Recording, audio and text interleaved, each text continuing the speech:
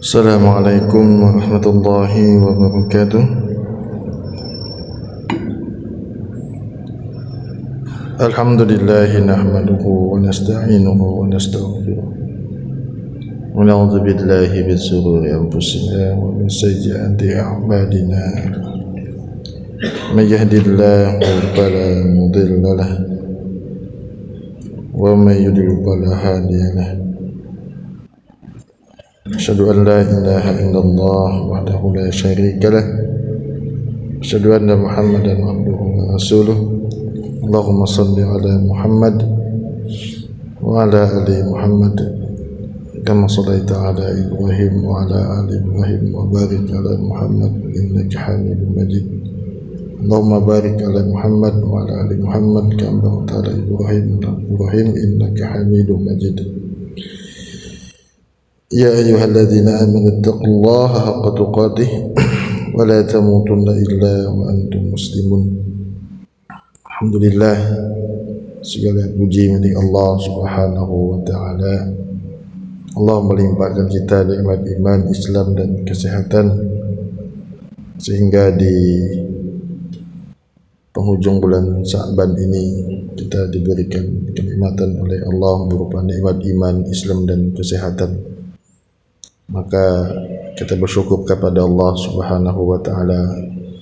Tinggal menunggu hitungan jam saja kita akan memasuki 1 Ramadan sesuai yang diputuskan oleh pimpinan pusat Muhammadiyah melalui Majelis Tarjih dan Tajdid bahwa kita nanti malam akan melaksanakan ibadah salat tarawih, karena nanti malam kita sudah memasuki 1 Ramadan.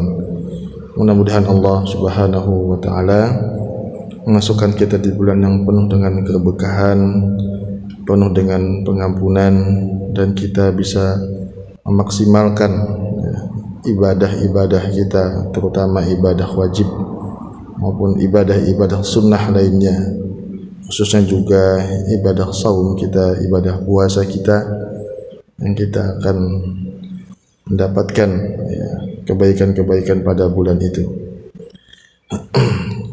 Pada kesempatan subuh kali ini kami akan membacakan salah satu poin daripada fatwa tanya jawab agama jilid ke-8 mengenai anak yatim dan cara menyantuninya, anak yatim dan cara menyantuninya.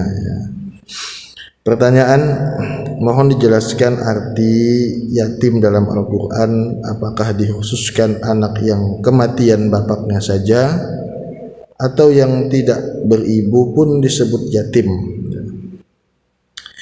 Benarkah anak yang kematian ibu boleh didiskriminatifkan dalam penyantunan dan perhatian? Apakah dalilnya anak yang kematian ibu disebut piatu sehingga hak santunan material dan kasih sayang boleh berbeda dengan anak yang kematian bapak? Yang kedua, bagaimana cara menyantuni anak yatim yang dicontohkan Nabi Muhammad SAW? Yang ketiga, apakah ada tuntunan memberi santunan dengan prosesi membelai-belai rambut anak yatim oleh jamaah secara bergiliran? Apakah dibenarkan yatim remaja putri dibelai-belai sedemikian rupa oleh jamaah laki-laki dari remaja hingga dewasa? Penanya Suyana Trimartani.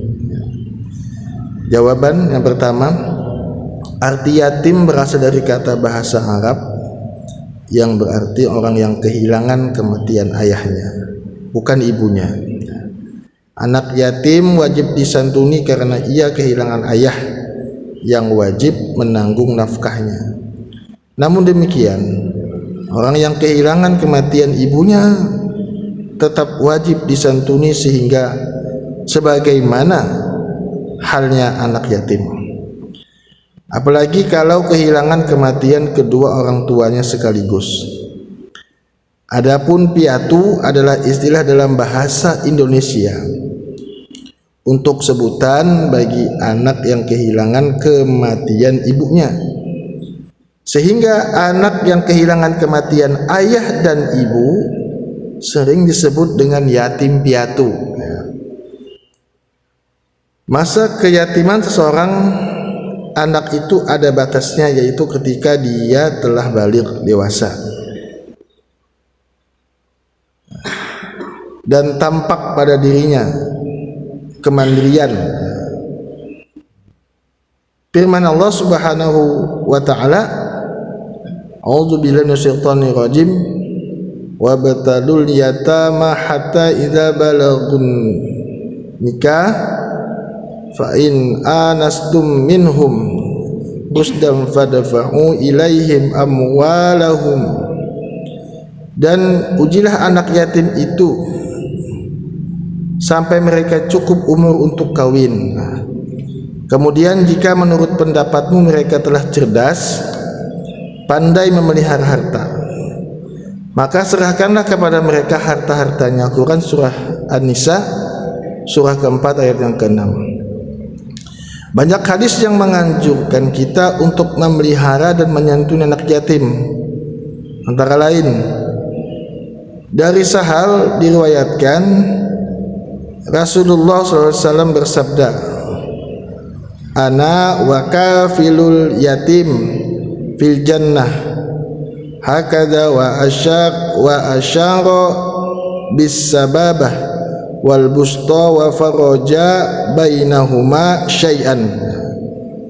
Aku dan pemelihara anak yatim, aku dan pemelihara anak yatim di surga seperti ini. Ya, lalu beliau mengisyaratkan jari telunjuk dan jari tengah dan merenggangkan di antara keduanya sedikit. Jadi beliau mendekatkan jari telunjuk dan jari tengah dan merenggangkan di antara keduanya sedikit. Artinya antara jari telunjuk dan jari tengah ini berdekatan, beliau merapatkannya. Ya, bagaikan seperti itu Pak, ketika kita memelihara anak yatim, ya, dekat dengan Rasulullah. Intinya ketika kita memelihara anak yatim, maka kita akan dekat dengan Rasulullah Sallallahu Alaihi Wasallam, ya, di surga bersama Rasulullah Sallallahu Alaihi Wasallam. Hadis riwayat Al-Bukhari. Kemudian an Abi Hurairah qala Rasulullah sallallahu alaihi wasallam,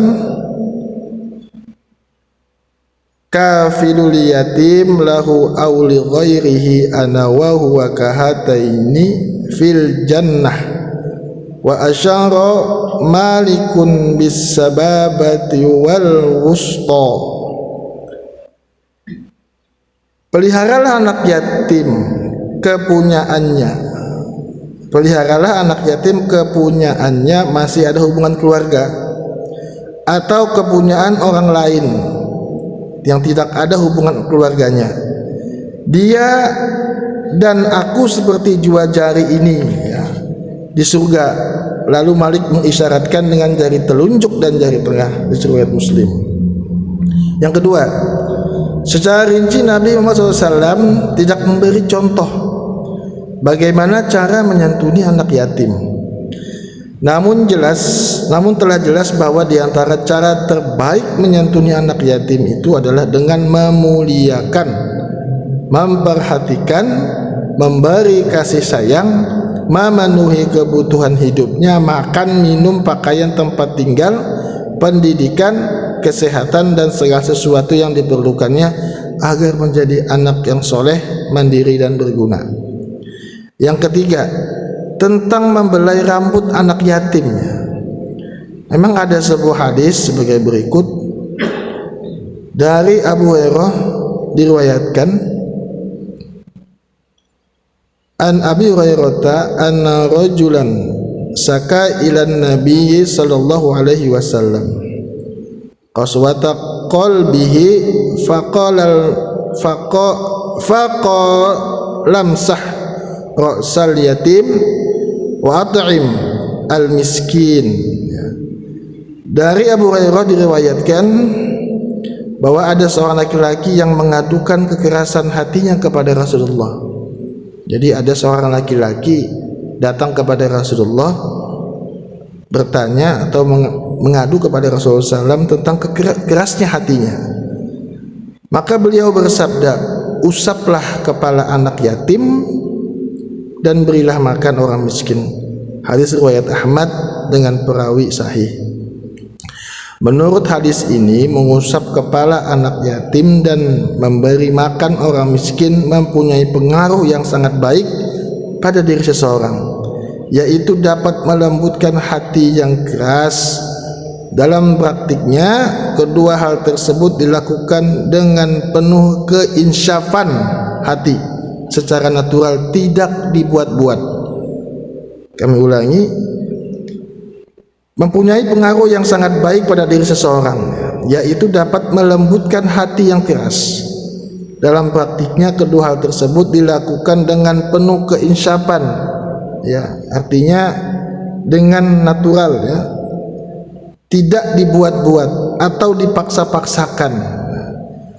Mengusap kepala anak yatim adalah simbol atau cara menunjukkan empati dan kasih sayang, bukan ritual yang harus dilakukan. Sudah barang tentu yang diusap adalah kepala anak yatim yang belum dewasa. Adapun orang laki-laki membelai rambut anak yatim putri yang sudah menginjak usia remaja adalah dilarang karena menimbulkan fitnah. Jadi meskipun ada hadis seperti ini, kita juga harus berhati-hati ketika mengusap kepala anak yatim. Artinya tidak mengapa, yang penting adalah tidak dijadikan sebagai satu ritual, ya, ataupun sesuatu yang dibuat-buat. Ya, ini merupakan satu spontanitas kita ketika kita bertemu anak yatim, kita sayang kepadanya, kita mengusap kepalanya. Karena di sini juga dijelaskan tidak mengapa, kan, tetapi tidak dibuat-buat atau tidak dipaksakan. Jangan sampai kita mengusap anak yatim yang sudah berbeda dengan kita, laki-laki dan perempuan, maka ini merupakan sesuatu yang terlarang dan dapat menimbulkan fitnah. Maka daripada itu, mari kita sama-sama untuk lebih menggiatkan kita untuk, khususnya kepada diri kami yang menyampaikan kepada jemaah sekalian, untuk kita sama-sama khususnya bisa menyantuni beberapa anak-anak yatim yang ada di sekitar kita, berbuat kebaikan. Semoga Allah Subhanahu wa taala memberikan kita kebaikan fid dunya wal akhirah. Demikian, semoga Allah Subhanahu wa taala menambah wawasan kita tentang keagamaan ini.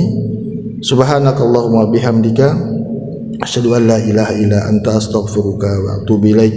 Assalamualaikum warahmatullahi wabarakatuh.